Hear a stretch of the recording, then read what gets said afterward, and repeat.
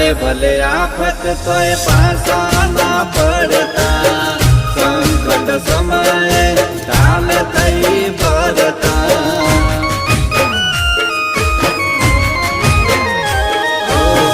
રાત ને દિવસ ડ્યુટી રે કરતા, કાગ ને તડકામાં ફરજ નિભાવતા.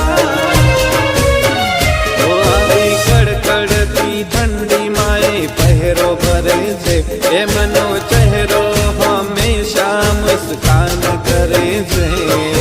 દેશ માટે જાન કુરબાન કરે છે.